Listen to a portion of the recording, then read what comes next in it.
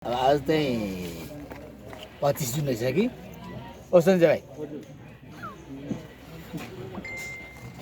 75 सालमा इमेजिनेसन आएको नि अब कतिजना त भाइ जानेको पनि थिएन होला। जरुरी अवस्था इन्डियामा 25 जुन 1975 मा लागेको हो क्या। आजभन्दा 45 वर्ष अगाडि रहेछ हौ। जम्मै बन्द, सब सेन्सरसिप, सबै सेन्सरसिप, सब बन्द, कुनै जनताको गर्नु पाउँदैन। अब त्यति बेला अग्रदूतको मै गर्थेँ कि उहाँ इन्फर्मेसन अफिस पनि यत्रो पेपर बोकेर आउनु पर्थ्यो। कुन पेपरबाट खबर निकाल्यो अन्त जहाँ आन्दोलन आगो ज्वाला त्यसै रातोमा चाहिँ काटिदिइहाल्यो। र त्यो टाइममा आजभन्दा 45 वर्ष अगाडि चाहिँ अब मलाई पनि पुलिस चाहिँ अब रेड गर्न आएको क्या, पक्रुन आएको। अब म चाहिँ अब जोगिएँ कि अब भागेर जोगिएँ। अब थुनै हाम्रो यहीँ पर हाम्रो कम्युन सब साथीहरू सुरक्षा पारेर जम्मैलाई जेलमा हाल्यो। र त्यो चाहिँ इन्दिरा गान्धीले जब उनकै पार्टीको राजनारायणले उनले चुनावमा धाँधली गर्यो भनेर केस गर्यो र पछि इलाहाबाद हाइकोर्टले उनलाई त्यो चुनावमा जितेको कुरालाई रद्द गरेर जब उनको प्रधानमन्त्रीत्वमाथि आपत आइरहेको तब उनले देशको जम्मै संविधानलाई नै थन्काएर इमर्जेन्सी लागु घोषणा गरिन्।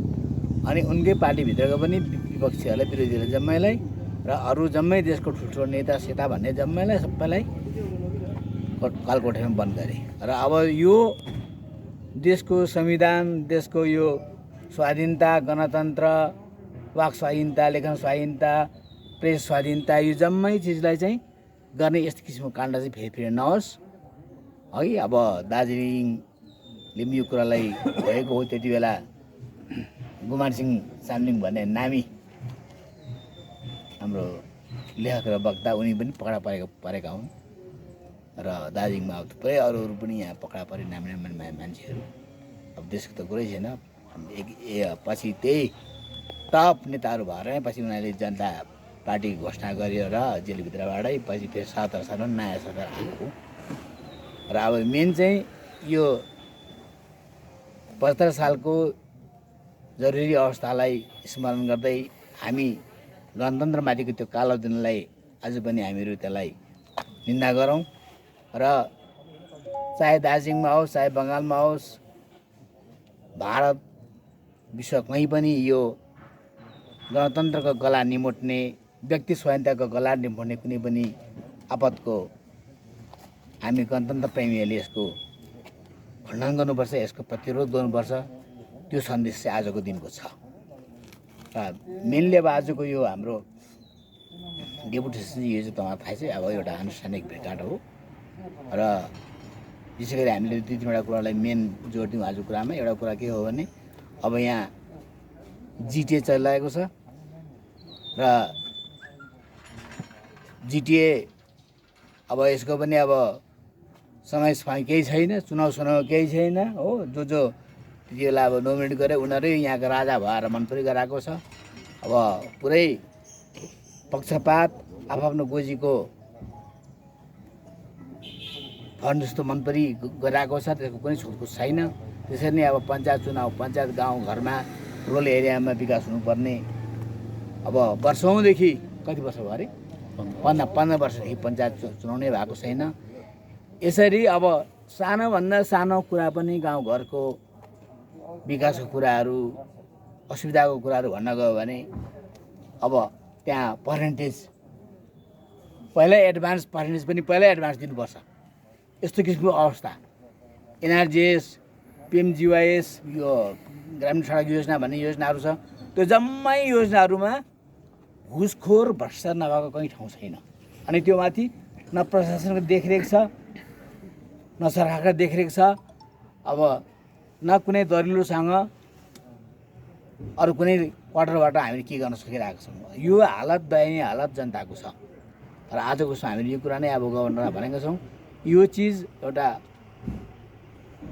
कराल दिनमा हामी यहाँ बाँचिरहेको छौँ। यस्तो अवस्थामा अब कुनै ठोस योजना बेकारीहरूलाई काम दिने मूल्यवृद्धि रोक्ने अब मूल्यवृद्धि कुरा अहिले कुरा गर्दै आउँदैथ्यौँ। अब केन्द्रमा भाजपा छ हो भाजपा हाम्रो साथी हो तर उनीहरूको केन्द्रको जुन प्रकारको नीति छ कतिवटा अर्थनैतिक नीतिहरू छ त्यो नीतिको फलस्वरूप यो प्रकारको मूल्यवृद्धि भइरहेको छ। अब पेट्रोलको दाम 100 रुपियाँ नागेछ डिजलको 100 रुपियाँ छुयो। अब यो पारामा साधारण मान्छे कसरी बाँच्छ? त्यसको हिसाबमा तलब रोजी बढ्यो मधुको रोजी बढ्यो कर्मचारीको तलब बढ्यो। यो हालत यसरी देशको विशेष गरी अब निम्न मध्यम वर्गको अवस्था अति दयनीय सोच्ने भएर गइरहेको छ र यो चरम आर्थिक सङ्कटको समयमा हामी राज्य सरकारको केन्द्र सरकारको जनविरोधी नीतिहरूको कठोर शब्दमा भर्त्सना गर्छौँ र यसलाई उनीहरूले छिटोभन्दा छिटो हस्तक्षेप गर्नुपर्छ र अब बडे पुँजीपतिहरू अब यहाँ डिरेक्ट घरमा आउँदैछ नि त्यो चोक्सी भन्ने को भन्ने अब तिनीहरू अरबौँ रुपियाँ ब्याङ्कबाट पैसा उठाएर विदेशतिर भागिरहेको छ। तर यहाँको जनसाधारण दिनको रोजी गरेर खाने मान्छेहरूको अब झन् यो लकडाउनले गर्दाखेरि लाखौँ मान्छेको कामदाम छैन के खाएर जिउँदैछ त्यो बारे सोख सुधा छैन सरकारको। यसै कारण आजको समय देशमा त अब ठुलो जागृति आउनुपर्ने हो विद्रोह जाग्नुपर्ने हो त्यो भइरहेको छैन। यद्यपि हामी जतिजना छौँ जति छौँ हामीहरू यसको विरोध गर्छौँ र जनतालाई यसका लागि तातिनुपर्छ जाग्नुपर्छ भन्ने हामीहरू आह्वान गर्छौँ। कम्युनिस्ट पार्टी केन्द्रीय समितिको एउटा प्रतिनिधि टोली हाम्रो दार्जिलिङका एकजना वरिष्ठ राजनीतिक व्यक्तित्व क्रान्तिकारी मार्क्सवादी कम्युनिस्ट पार्टीका अध्यक्ष साथसाथै पूर्व सांसद श्री आरबी राईको नेतृत्वमा श्री आरबी राई नरगो लामा अनि म अरू तीनजना प्रतिनिधि टोलीले आज गभर्नर श्री जगदीश धनखडज्यू जो दार्जिलिङको भ्रमणमा हुनुहुन्छ उहाँसँग हामीले एउटा भेटवार्ता गऱ्यौँ अनि एउटा मेमोरेन्डम पनि उहाँलाई हामीले सुम्पिएका छौँ। विशेष गरेर अहिले यो चुनावपछि दार्जिलिङ पहाडको राजनीतिक परिस्थिति सम्पूर्ण पार्वत्य क्षेत्र सँगसँगै पश्चिम बङ्गालमा जुन प्रकारको राजनीतिक हिंसाहरूले पश्चिम बङ्गाललाई तहस नहस बनाएको स्थिति छ।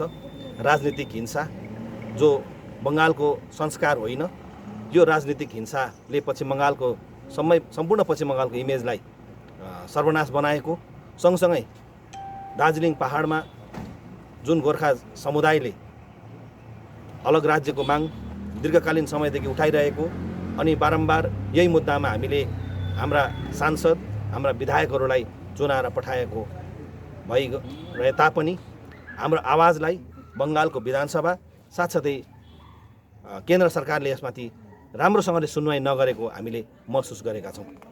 यस विषयलाई लिएर हामी गठबन्धन दलकै हैसियतमा आज केन्द्र सरकारको जो प्रतिनिधि हुनुहुन्छ हाम्रो श्री राजु विष्टज्यू उहाँलाई लगाएर हामीले केन्द्र सरकारलाई हाम्रा गोर्खाहरूको परिचयको कुरा हामीले लिएर जाने कोसिस गरिरहेका छौँ र यही विषयलाई लिएर दार्जिलिङको जिटिएको सञ्चालन दार्जिलिङ पहाडमा जुन प्रकारले 16 वर्षदेखि पञ्चायत चुनाव भइरहेको छैन भ्रष्टाचार भइरहेको छ भाइ भतिजा भइरहेको छ राजनीतिक हत्या हिंसाको काम यहाँ पनि रोकिएको छैन।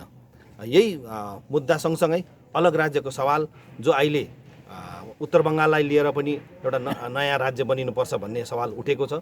योभन्दा पुरानो अलग राज्यको माग 113 वर्षदेखि हाम्रो भारतीय गोर्खाहरूको चिनारीको मागलाई लिएर हामी सङ्घर्षरत छौँ।